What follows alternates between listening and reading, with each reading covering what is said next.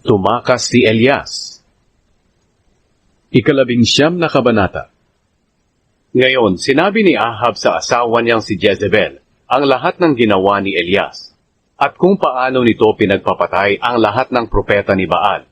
Kaya nagpadala si Jezebel ng mensahe para kay Elias na nagsasabi, "Lubusan sana akong parusahan ng mga Diyos kung sa ganitong oras bukas ay hindi pa kita napapatay, tulad ng ginawa mo sa mga propeta."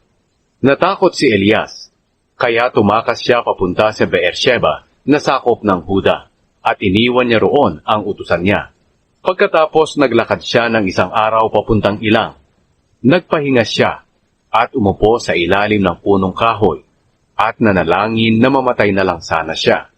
Sinabi niya, "Sobra na po ito, Panginoon. Kunin na lang ninyo ang buhay ko. Wala naman akong ipinagkaiba sa aking mga ninuno." Pagkatapos humiga siya sa ilalim ng punong kahoy at nakatulog. Biglang may anghel na kumalabit sa kanya at sinabi, "Bumangon ka at kumain." Pagdilat niya, may nakita siyang tinapay sa ulunan niya na niluto sa mainit na bato at tubig na nakalagay sa sisidlan. Kumain siya at uminom at nahigang muli. Muling bumalik ang anghel ng Panginoon. Kinalabit si Elias at sinabi, "Bumangon ka at kumain, dahil malayo pa ang iyong lalakbayin." Kaya bumangon si Elias, kumain at uminom. Pinalakas siya ng kanyang kinain, at naglakbay siya sa loob ng 40 araw at 40 gabi, hanggang makarating siya sa Horeb, ang bundok ng Diyos. Pumasok siya sa isang kuweba, at doon natulog kinagabihan. Nakipag-usap ang Panginoon kay Elias. Ngayon, sinabi sa kanya ng Panginoon, "Ano ang ginagawa mo rito, Elias?" Sumagot siya, "O Panginoon, Diyos na makapangyarihan, tapat po akong naglilingkod sa inyo, pero itinakwil ng mga Israelita ang kasunduan nila sa inyo. Winasak nila ang mga altar ninyo, at pinagpapatay ang mga propeta ninyo. Ako na lang po ang natira, at pinagsisikapan din nila akong patayin." Nagsalita ang Panginoon, "Lumabas ka at tumayo sa ibabaw ng bundok sa aking presensya, dahil dadaan ako." Pagkatapos, may dumaan na napakalakas na hangin, na bumitak sa mga bundok at dumurog sa mga bato. Pero wala ang Panginoon sa hangin.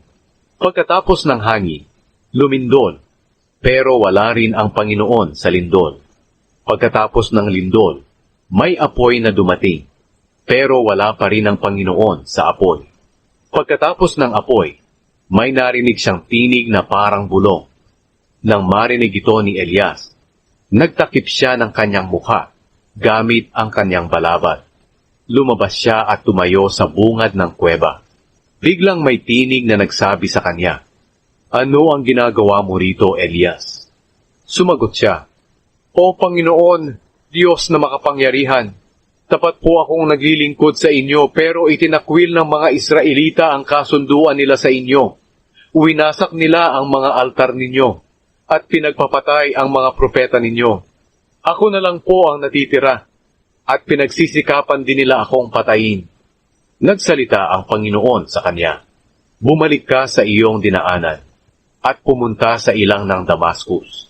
Pagdating mo roon, pahiran mo ng langis si Hazael, bilang pagkilala na siya na ang hari ng Aram.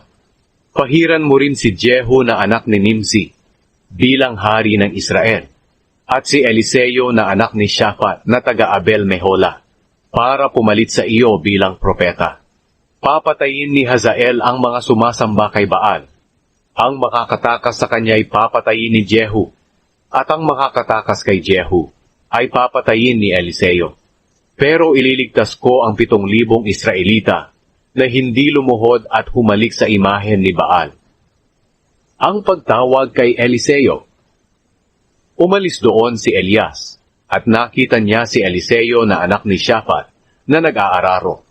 May 11 pares na baka sa unahan niya na gamit ng kanyang mga kasama sa pag-aararo, at gamit naman niya ang 12 pares ng baka. Lumapit si Elias sa kanya. Hinubad ang kanyang balabal at pinasa ito kay Eliseo. Iniwan ni Eliseo ang mga baka at hinabol si Elias. Sinabi ni Eliseo, hahalik po muna ako sa aking ama't ina bilang pamamaalam, at saka po ako sasama sa inyo. Sumagot si Elias, sige, pero huwag mong kalimutan ang ginawa ko sa iyo. Bumalik si Eliseo, kinuha ang kanyang mga baka at kinatay. Ginawa niyang panggatong sa pagluluto ng karne ng mga baka ang mga kagamitan sa pag-aararo. Pagkaluto, binigyan niya ang kanyang mga kasamang nag-aararo at kumain silang lahat. At agad siyang sumunod kay Elias para maging lingkod nito.